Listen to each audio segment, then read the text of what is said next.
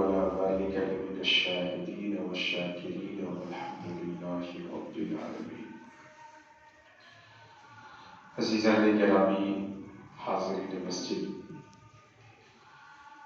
سب سے پہلے ہم اور آپ اپنے آقا و مولا سرور کائنات فخر موجودات احمد مصطفیٰ محمد مصطفیٰ صلی اللہ علیہ وسلم اور ان کے مقدس آل کی بارگاہ میں درود پاک پیش کر لیں. اللہم صلی سیدنا سبینا محمد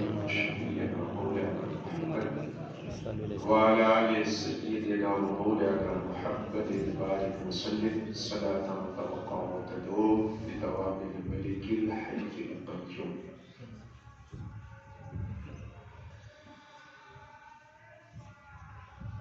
اس بابرکت اور مقدس سال میں جس میں ہم لوگ ہفتے کی عید جمعہ کی نماز کی ادائیگی کے لیے حاضر ہیں، میں نے قرآن حکیم کی جس آیت کریمہ کی تلاوت کی ہے اس آیت مقدسہ میں اللہ سبحانہ و تعالی نبی کریم صلی اللہ علیہ وسلم کو حکم دے رہا ہے کہ مکہ کے وہ لوگ جو آپ سے اس بات پہ حسد کر رہے ہیں کہ آپ ہی کو اللہ نے آخری نبی کیوں بنایا. یہود نصارہ مدینہ کے یہ لوگ جو آپ سے اس بات پہ جلن کر رہے ہیں کہ آخری نبی آپ کو کیوں اللہ نے بنایا، ان کو آپ حضرت آدم کے دو بیٹوں کی کہانی سنا دیجیے، قصہ سنا دیجیے. تو اللہ نے اپنے رسول کو حسد کرنے والوں سے حضرت آدم کے دو بیٹوں کی کہانی سنانے کا حکم دیا. اللہ نے فرمایا وَاتْلُ عَلَيْهِمْ نَبَأَ بَنِي آدم، حسد کرنے والوں کو آپ بنی آدم کے وہ دو افراد جو ہیں ان کا قصہ سنائیے.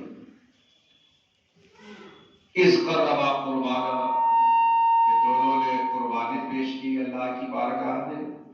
فَتُقُبِّلَ مِنْ أَحَدِهِمَا وَلَمْ يُتَقَبَّلْ مِنَ الْآخَرِ، تو ایک کی قربانی قبول ہو گئی، دوسرے کی نہیں ہوئی. جس کی نہیں ہوئی اس نے کہا لَأَقْتُلَنَّكَ، ہم تو تمہیں قتل کر دیں گے. تو دوسرے نے کہا کہ إِنَّمَا يَتَقَبَّلُ اللَّهُ مِنَ الْمُتَّقِينَ، اللہ تو قبول متقیوں کا عمل فرماتا ہے. یہ کیا ہے کہانی، یہ کون سا قصہ ہے؟ اس قصے کو اللہ نے کیوں بیان کرنے کے لیے کہا رسول اللہ کو، یہی آپ کو آج سمجھنا ہے.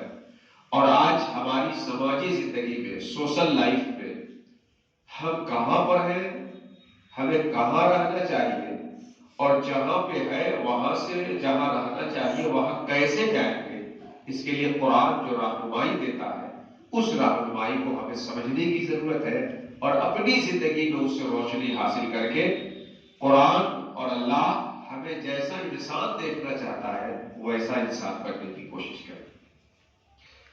واقعہ دراصل یوں ہے کہ جب حضرت آدم علیہ السلام جنت سے زمین پہ آئے تو اس وقت زمین پہ انسانوں کی آبادی بڑھتی تھی، بستی تھی. حضرت آدم اور حوا سے ہی آبادی بسی اور بڑھی. تو ایک ساتھ حضرت حوا علیہ السلام کو بیٹا اور بیٹی ہوتے تھے پیدا.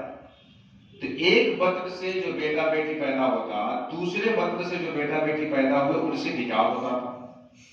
اس بار جو لڑکا ہوا اس کا نکاح اگلے بار کی لڑکی سے، اس بار جو لڑکا ہوگا اس کا نکاح اس کی لڑکی سے، اس بار کی لڑکی سے، اس طرح کر کے بھیٹ کر کے نکاح ہوتا. حابیل اور قابیل حضرت آدم کے دو بیٹے تھے. قابیل کے ساتھ جو لڑکی پیدا ہوئی تھی وہ بڑی خوبصورت تھی، اور حابیل کے ساتھ جو لڑکی پیدا ہوئی وہ اس کے بنسبت کم خوبصورت تھی. تو حابیل کے ساتھ جو پیدا ہوئی اس سے قابیل کا نکاح ہونا تھا، اور قابیل کے ساتھ جو لڑکی پیدا ہوئی اس سے حابیل کا نکاح ہونا تھا. تو چونکہ حابیل کے ساتھ لڑکی پیدا ہوئی تھی وہ کم خوبصورت تھی، تو قابیل نے یہ چاہا کہ ہم اس لڑکی سے نکاح کریں تو ہمارے ساتھ پیدا ہوئی ہے کیونکہ وہ زیادہ خوبصورت تھی، جبکہ اس سے نکاح حابیل کا ہونا تھا.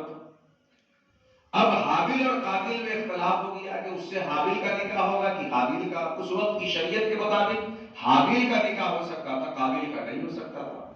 یہ اختلاف جب، یہ لڑائی جب حضرت آدم تک پہنچی تو حضرت آدم نے کہا کہ دونوں اپنے اپنی قربانی پیش کرو، اللہ جس کی قربانی قبول کر لے گا اس کا نکاح اس لڑکی سے ہو جائے گا جو خوبصورت ہے اور جو کرنا چاہے. چنانچہ حابیل جو تھا یہ بکریوں کا چرواہا تھا، بال اور چوپائے پالے ہوا تھا، اور قابیل کاشتکار تھا، کسان تھا.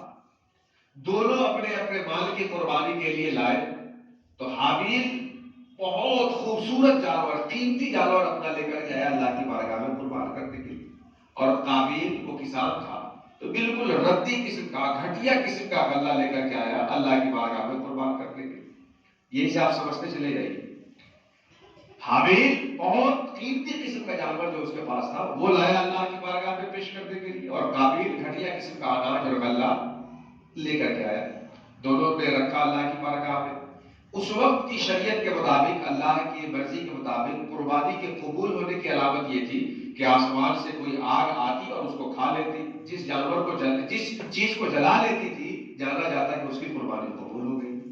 حابیل بہترین جانور پیش کیا، قابیل گھٹیا غلہ پیش کیا. آسمان سے آگ آئی اور اس جانور کو جلا کے خاک کر دی جو حابیل نے پیش کیا تھا تو اس کی قربانی قبول ہو گئی. اور قابیل جو گھٹیا غلہ لایا تھا اللہ نے اس کی قربانی کو قبول نہیں کیا. اب جب حابیل کی قربانی قبول ہو گئی تو حضرت آدم نے کہا تھا کہ جس کی قربانی قبول ہوگی اس لڑکی سے اس کا نکاح ہو جائے گا، تو پھر حابیل کا ہی نکاح ہونا طے ہوا. اب قابیل کہتا ہے لأقتلنک، میں تمہیں مار دوں گا، تم نہ رہو گے تو تمہارا نکاح ہوگا. تو اب حابیل جواب دیتا ہے کہ مجھ کو کیوں مار رہے ہو؟ انما یتقبل اللہ من المتقین، اللہ تو عمل متقیوں کا قبول کرتا ہے. اللہ نے تمہاری قربانی کو قبول نہیں کیا، اس میں میری کیا غلطی ہے؟ تم گھٹیا لے کے آئے تھے، خلوص کے ساتھ لے کے نہیں آئے تھے، میں عمدہ مال لے کر کے آیا، اللہ نے میری قربانی کو قبول کیا ہے. تو مجھے مارنے کے بجائے تم صحیح بننے کی کوشش کرو کہ اللہ تمہارے اعمال کو قبول کرے. تو قابیل کے اس عمل میں کہ میں تمہیں مار دوں گا، حابیل نے کیا کہا؟ انما یتقبل اللہ من المتقین، مجھے کیوں مار رہے ہو؟ اللہ تو عمل متقیوں کا ہی قبول فرماتا. یہ پورا واقعہ ہے. میں بڑی تیزی کے ساتھ اس کو اس لیے پس منظر بیک گراؤنڈ دیا تاکہ میری گفتگو سمجھ میں آئے آپ کو. اگر اسی کو تفصیل سے بیان کرتا تو میں اصل گفتگو نہیں کر پاتا. یہ جو پورا واقعہ ہے، یہ پورا واقعہ حسد سے شروع ہوتا ہے اور تقوی پہ جا کے ختم ہو جاتا ہے. اس پورے واقعے کا جو نچوڑ ہے وہ کیا ہوگا؟ حسد سے شروع ہوگا. اور انما یتقبل اللہ من المتقین، اللہ متقیوں کا عمل قبول فرماتا ہے. تقوی پہ جا کے ختم. ہم لوگ حسد سے بھری زندگی میں گزر رہے ہیں، جی رہے ہیں، جبکہ اللہ ہمیں تقوی سے بھری زندگی جینا پسند فرماتا ہے. ہم لوگ کی زندگی میں جی رہے ہیں حسد سے بھری ہوئی زندگی. ہم اپنی مصیبت سے پریشان کم ہے اور سامنے والے کی خوشی سے زیادہ پریشان. جبکہ مسلمان اور مومن کی شان یہ ہونی چاہیے کہ وہ اپنے وجود سے لوگوں کو فائدہ پہنچانے کی کوشش کرے. اگر ہمارے وجود سے کسی کو فائدہ نہ پہنچے تو کم سے کم اتنا ضرور ہو کہ ہم سے کسی کو کوئی نقصان نہ پہنچے. بخاری شریف کی حدیث ہے، اللہ کے رسول بیٹھے تھے، صحابہ کرام بیٹھے تھے. اللہ کے رسول نے فرمایا کہ تم میں سے ہر ایک پہ لازم ہے کہ وہ صدقہ کرے. صحابہ نے عرض کیا یا رسول اللہ جس کے پاس نہ ہو وہ کیا کرے؟ اللہ کے رسول نے فرمایا کہ جس کے پاس نہیں ہے وہ کمائے پھر صدقہ کرے. کہا یا رسول اللہ اگر اس کے پاس پونجی ہی نہ ہو کہ تجارت کرے کمائے تو کیا کرے؟ اللہ کے رسول نے فرمایا کہ اس کے پاس مال نہیں ہے تو اپنے جسم سے لوگوں کو فائدہ پہنچانے کی کوشش کرے. صحابہ نے کہا اگر کوئی یہ بھی نہ کر سکے؟ سرکار نے فرمایا اگر یہ نہیں کر سکتا ہے تو لوگوں میں اچھی بات پھیلائے اور لوگوں کو برائی سے روکنے کی کوشش کرے. صحابہ نے کہا یا رسول اللہ یہ تو وہ کرے گا جس کے پاس علم ہو، اچھی بری کی تمیز ہو. جو یہ بھی نہیں کر سکتا وہ کیا کرے؟ تو اخیر میں سرکار فرماتے ہیں کہ جو اپنے وجود سے کسی طرح لوگوں کو فائدہ نہیں پہنچا سکتا ہو وہ اپنے وجود سے لوگوں کو پریشان کرنے سے بچے، یہ بھی اس کے حد میں سکتا ہو. بات سمجھ میں آئی؟ حسد کی زندگی سے اٹھ کر کے قرآن ہمیں تقوی کی زندگی پہ لانا چاہتا ہے. اسی لیے سورہ فلق میں جو اخیر میں کہا وَمِن شَرِّ حَاسِدٍ إِذَا حَسَدَ، اے پروردگار میں حاسدوں کے حسد سے دیری پڑھنا چاہتا ہوں. بہن انما یتقبل اللہ من المتقین، اللہ عمل متقیوں کا قبول کرتا ہے۔ میں یہی آپ سے کہنا چاہ رہا تھا کہ دیکھیے، اولاً تو شیطان ہم لوگوں کو اچھا کام نہیں کرنے دیتا۔ چائے کی دکان پہ بیٹھ کر کے 1 گھنٹہ چائے پینے کے لیے برباد کر سکتے ہیں، مگر مسجد میں 10 منٹ کے لیے جانے میں لگتا ہے کہ زندگی ہماری تباہ ہو جائے گی، ہمارا فلاں کام ہو جائے۔ خرافات کی جگہ پہ آپ جب جائیں گے تو 10 کی جگہ 100 کی جگہ 500 خرچ کرنے میں آپ کو کوئی اندر سے ہچکچاہٹ نہیں ہوگی، بلکہ 500 کی نوٹ دکھانے میں فخر محسوس کریں گے کہ ہم یہاں اتنا خرچ کر رہے ہیں۔ لیکن مسجد ہے، مدرسہ ہے، حاجت مند غریب ہے، ضرورت مند پڑوسی ہے، یہاں پہ خرچ کرنے کی بات آئے گی تو گھر سے 10 روپے کی نوٹ لے کے چلے گی، کہیں لمبی نوٹ میں نکل جائے تو بس سمجھ میں آ رہی ہے۔ تو اولاً تو شیطان ہمیں عمل سے روکتا ہے۔ عمل اگر کر لے گئے تو اس میں ثواب کب ملے پھر اس کی کوشش کرتا ہے۔ ترتیب وار، اسٹیپ بائی اسٹیپ کیسے شیطان انسان کو خسارے کا سودا کرواتا ہے، میں یہ آپ کے سامنے اس آیت کے تناظر میں رکھنا چاہتا ہوں۔ سب سے پہلا اسٹیپ یہ ہے کہ شیطان انسانوں کو ایمان سے روکتا ہے۔ سب سے پہلا اسٹیپ ہے شیطان انسانوں کو ایمان سے روکتا ہے۔ اگر کسی کے پاس ایمان نہیں ہے تو وہ چاہے جیسا اچھا کام کرے، اس کے عمل پہ آخرت کا ثواب، آخرت کا انعام اس کے اوپر مرتب نہیں ہونے گا۔ ہاں کوئی اگر بے ایمان ہے، مشرک ہے، کافر ہے اور وہ اچھا کام کر رہا ہے، غریبوں کو کھانا کھلا رہا ہے، بیماروں کا علاج کر رہا ہے، تو اس کے اس عمل کا بدلہ اللہ اسی دنیا کی زندگی میں کسی شکل میں عطا فرما دے گا، لیکن آخرت میں اس کے اس عمل کا بدلہ کبھی بھی نہیں ملے گا۔ آخرت میں عمل کا ثواب پانے کی سب سے پہلی شرط ہے کہ سب عمل کرنے والا شخص ایمان والا ہونا چاہیے۔ تو عمل پہ ثواب مرتب ہونے کے لیے پہلی چیز کیا ہو گئی کہ عمل کرنے والے کے اندر ایمان ہونا چاہیے۔ اللہ کا شکر ہے کہ اس نے ہمیں اور آپ کو ایمان کی دولت سے نوازا۔ دعا ہے کہ مولا کریم مرتے دم تک ہمارے اس نعمت کی حفاظت فرمائے۔ اس کے بعد اب دوسرا مرحلہ کیا ہے؟ دیکھیے، کوئی بھی کام جب اللہ قبول فرما لے گا تب اس کا اجر آپ کو ملے گا۔ کوئی بھی کام آپ کریں، اللہ جب اسے قبول فرمائے گا تو آپ اس کا اجر پائیں گے۔ اور عمل کے مقبول ہونے کے لیے 3 بنیادی شرطیں ہیں۔ غور سے اس چیز کو سمجھیے تاکہ آپ جو بھی نیکی کر رہے ہیں وہ نیکی آپ کے لیے اللہ کی بارگاہ میں مقبول ہو سکے اور قیامت میں اس کا صحیح اجر آپ پا سکیں۔ جو بھی نیکی کریں گے، کوئی بھی کام، تو کسی بھی کام کے لیے 3 بنیادی امور ہوتے ہیں۔ کرنے والا کیسا ہو، وہ کام کس طرح کا ہو، اور وہ کام کس لیے کیا جا رہا ہے۔ اس کو ٹیکنیکل ورڈ کے ساتھ اگر اصطلاحی زبان میں کہیں تو فاعل کیسا ہو، فعل کیسا ہو، اور مفعول لہ جس کے لیے وہ فعل انجام دیا جا رہا ہے وہ مقصد کیسا ہے۔ فعل، فاعل، مفعول لہ، کرنے والے کی صفت کیسی ہو، وہ فعل کس طرح سے کیا جا رہا ہو، اور اس فعل کے کرنے کا مقصد اور غایت اور اس کا سبب کیا ہو۔ کرنے والے آپ ہو گئے، جو کام آپ کر رہے ہیں وہ فعل ہو گیا، اور کس لیے کر رہے ہیں وہ اس کا مقصد اور اس کی غایت ہو گئی۔ یہ 3 چیزیں اگر صحیح ہوئی تو اللہ تعالیٰ اس عمل کو قبول فرمائے گا اور اس کا صلہ آپ کو آخرت میں بھی عطا کرے گا اور اس کے صدقے میں دنیا میں بھی سکون کی زندگی عطا کرے گا۔ لیکن یہ 3 چیز ہونی چاہیے۔ نمبر 1، فاعل کیسا ہو، کرنے والا۔ تو کرنے والے میں سب سے پہلی چیز تو یہ کہ وہ ایمان والا ہو، تب جا کے اس کے عمل پہ اللہ ثواب عطا فرمائے۔ دوسری چیز یہ کہ کرنے والا اللہ کی حرام کی ہوئی چیزوں سے بچنے والا۔ کرنے والا نمبر 1 مومن ہو۔ اس اسٹیپ کو ہم چھوڑتے ہیں کیونکہ اللہ ہم سب کو مومن بنایا ہے۔ اگلے اسٹیپ کو سمجھتے ہیں، کرنے والا متقی ہو۔ کرنے والا کیا ہو؟ متقی ہو، تب جا کے اللہ قبول کرے گا۔ جیسے آیت میں نے پڑھی نا، انما یتقبل اللہ من المتقین، اللہ متقیوں کا عمل قبول فرماتا ہے۔ قابیل وہ بھی قربانی دیا مگر اس کی قربانی کو اللہ نے قبول نہیں کیا. حابیل نے جو قربانی دی اس کی قربانی کو اللہ نے قبول کیا. اللہ متقیوں کا عمل قبول فرماتا ہے. تو عمل کرنے والا متقی ہونا چاہیے.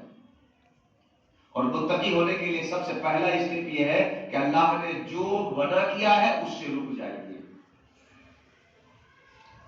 ہم لوگ کرنے پہ جب آتے ہیں نا تو کچھ کر بھی لیتے ہیں لیکن جہاں جہاں حرام کر رہے ہیں اس سے بچنے کی کوشش نہیں کرتے.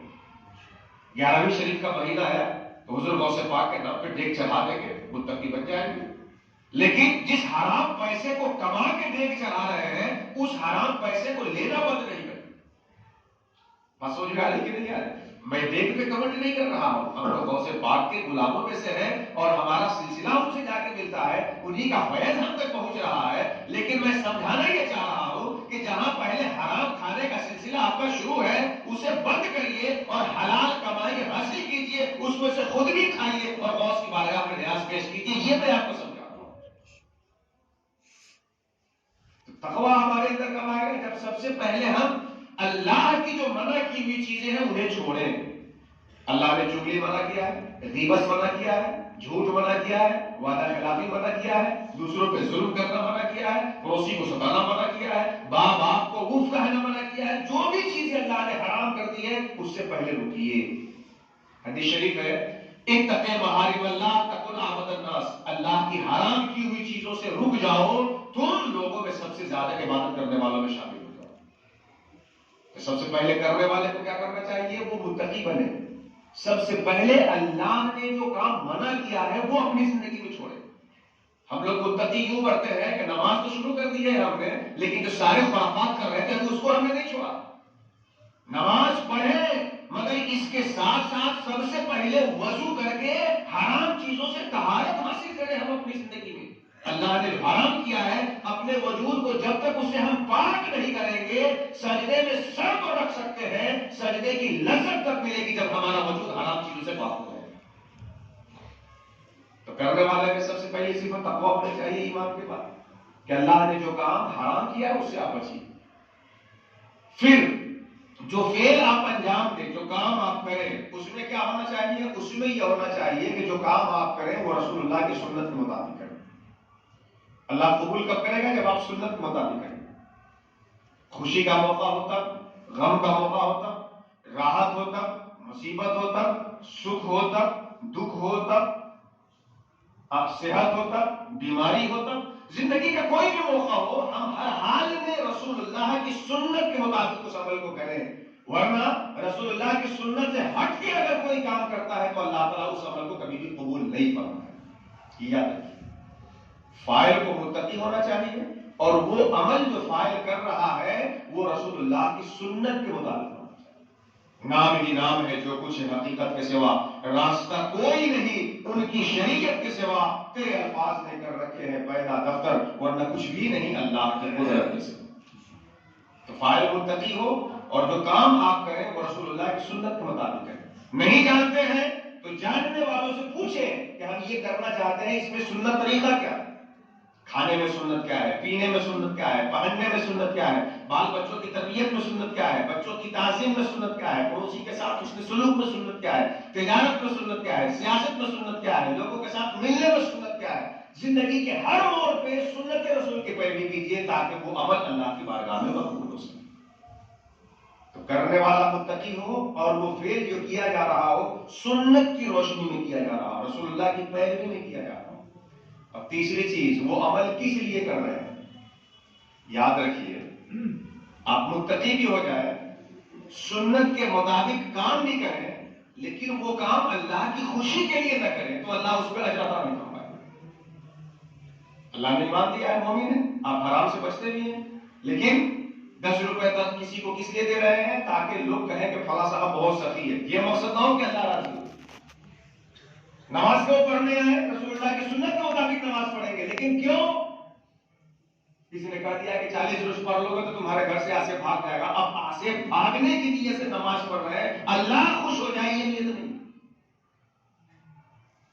تو تیسری چیز کیا ضروری ہے عمل کے مقبول ہونے کے لیے اللہ کی بارگاہ میں کہ وہ عمل خالص اللہ کی رضا کے لیے انجام دیا جائے, تب جا کے اللہ اس کو قبول فرمائے. اللہ تعالیٰ قرآن حکیم میں فرماتا ہے وَمَا لِأَحَدٍ عِندَهُ مِن نِعْمَةٍ تُجْزَىٰ إِلَّا ابْتِغَاءَ وَجْهِ رَبِّهِ الْأَعْلَىٰ وَلَسَوْفَ يَرْضَىٰ. اس کے پاس کسی کے لیے کوئی عمل نہیں ہے جس کا بدلہ پا سکے سوائے وہ جس کو انسان اللہ کی رضا کے لیے انجام دیا ہوگا. اور جو اللہ کے لیے کوئی کام کرے گا اللہ اتنا دے گا کہ وہ شخص اس کو دے گا. تو یہ تین چیز آپ اپنی زندگی میں اپنائیے. تقوی کے ساتھ عمل کریے, رسول اللہ کی سنت کے مطابق عمل کریے, اور اس عمل میں خلوص لائیے کہ اس کا مقصد اللہ کو خوش کرنا. اس اخلاص کے تین درجے ہیں. اللہ کے لیے کوئی کام کیا جائے تو وہ اخلاص کہلاتا ہے. بغیر اخلاص کے اللہ عمل قبول نہیں کرتا. تو اخلاص کے تین درجے ہیں. بالکل ٹاپ کلاس کا اخلاص, میڈیم کلاس کا اخلاص, اور نیچے لو کلاس کا اخلاص.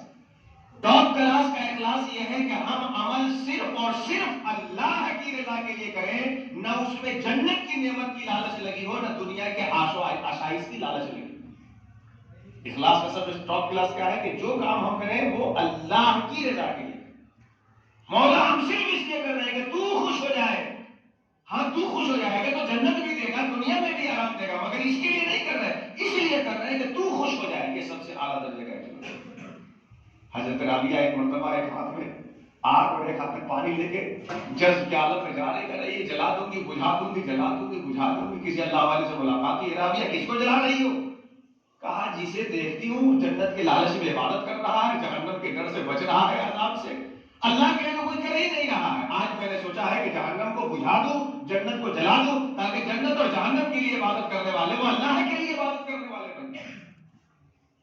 حضرت رابعہ اکثر دعا کرتی تھی, جو مجموع سلوک میں شیخ سعد الدین نے ذکر کیا حضرت رابعہ کی دعا کو. حضرت رابعہ کہتی اے اللہ تو نے رابعہ کے حصے کی جو دنیا بنائی ہے نا اپنے دشمنوں کو دے دے. حضرت رابعہ کہتی کہ تو نے رابعہ کے حصے کی جو دنیا بنائی ہے وہ دشمنوں کو دے دے اپنے, اور رابعہ کے حصے کی جو آخرت بنائی ہے نا جنت اور اس کی نعمتیں وہ اپنے دوستوں کو دے دے. رابعہ کے لیے تو تیرا غم ہی غم گسار ہے, رابعہ کے لیے تو کافی ہے, تیرا غم ہی رابعہ کے لیے کافی. یہ ہے اخلاص کا سب سے ٹاپ کلاس درجہ کہ ہم جو کام بھی رسول اللہ کی سنت کے مطابق کریں مقصد یہ ہونا چاہیے کہ اللہ تعالیٰ ہم سے خوش ہو جائے, اللہ راضی ہو جائے. اس سے نیچے کے درجے کا اخلاص یہ ہے میڈیم کلاس کا کہ اس کام سے اللہ کی خوشی بھی چاہیے اور اس کے ساتھ ساتھ آخرت کی نعمت بھی چاہیے. نماز ہم پڑھ رہے ہیں کہ اللہ بھی راضی ہو جائے, جنت بھی مل جائے. زکات دیا اللہ بھی راضی ہو جائے, جہنم سے بھی بچ جائے. جہنم اور جنت بھی ملا دیجیے ساتھ میں اللہ کی رضا کے ساتھ. تو یہ ہے اخلاص کا ادنا درجہ, میڈیم کلاس. اور اس سے بھی نیچے درجہ یہ ہے کہ اللہ بھی خوش ہو جائے, جنت بھی حاصل ہو جائے, اور دنیا کی نعمت بھی حاصل ہو جائے. تینوں ملا کے اس کام کو کریے تو یہ اخلاص کا سب سے ادنا درجہ ہو جائے گا. یاد رکھیے اگر آپ اللہ کے بنانے کے لیے کوئی کام کریں گے تو ایسا نہیں کہ جنت نہ ملے, ایسا نہیں کہ دنیا نہ ملے, کہ جنت اور دنیا تو مل کے رہے گی, مگر جذبہ اس بات پہ منحصر ہے کہ آپ وہ کام کر کس لیے رہے. آپ نے کسانوں کو دیکھا ہے وہ کھیتی کرتے ہیں, کبھی کوئی کسان بھوسے کے لیے کھیتی نہیں کرتا, وہ کھیتی گلے کے لیے کرتا ہے. کسان جو کھیتی کرتا ہے وہ بھوسے کے لیے نہیں کرتا, گلے کے لیے کرتا ہے. اور گلے کے لیے جب کرتا ہے تو بھوسا تو خود بخود اس کے پاس حاصل ہو جاتا ہے. آپ جب کیلا خریدنے جاتے ہیں اور کیلا بھر کے لاتے ہیں تھیلی میں تو چھلکے کو لانا مقصود نہیں ہوتا ہے, مغز کو لانا مقصود ہوتا ہے. چھلکا تو ساتھ میں خود بخود لگا رہتا ہے. یہ دنیا اور آخرت چھلکا ہے, رضا الہی مغز ہے. جو مغز کے لیے عبادت کرے گا اللہ اسے جنت میں عطا فرمائے گا, دنیا کا سکون بھی عطا فرمائے گا. یہ تین چیزیں ہونی چاہیے. عمل کرنے والے کے اندر تقویٰ کی صفت ہونی چاہیے, جو عمل انسان کر رہا ہو وہ رسول اللہ کی سنت کے مطابق کرے, اور جس مقصد کے لیے کر رہا ہو وہ صرف اور صرف یہ ہے کہ اللہ تعالیٰ ہم سے راضی ہو جائے, خوش ہو جائے. انما یتقبل اللہ من المتقین, اللہ تعالیٰ متقیوں کا ہی عمل قبول فرماتا ہے. آپ اپنی زندگی میں وہ کام کریے جو مرنے کے بعد بھی آپ کے لیے کام آئے, دنیا میں بھی آپ کے لیے آسائش کا سامان ہو. اور یہ تین خصلتیں اپنے اندر اپنائیے کہ ہم کیسے ہوں, ہمارا عمل کیسا ہو, اور وہ عمل کس کام کے لیے کیا جا رہا ہو. اللہ سبحانہ و تعالیٰ کی بارگاہ میں دعا ہے کہ مولا کریم ہم سبوں کو متقی بننے کی توفیق عطا فرمائے, اور زندگی کے ہر موڑ پہ رسول اللہ کی سنت کی پیروی کی توفیق عطا فرمائے, اور اخلاص کی نعمتوں سے ہم سبوں کو مالا مال فرمائے. آمین آمین یا رب العالمین. ہمارے جو برادران بعد میں تشریف لا رہے ہیں سنت عطا فرمائے.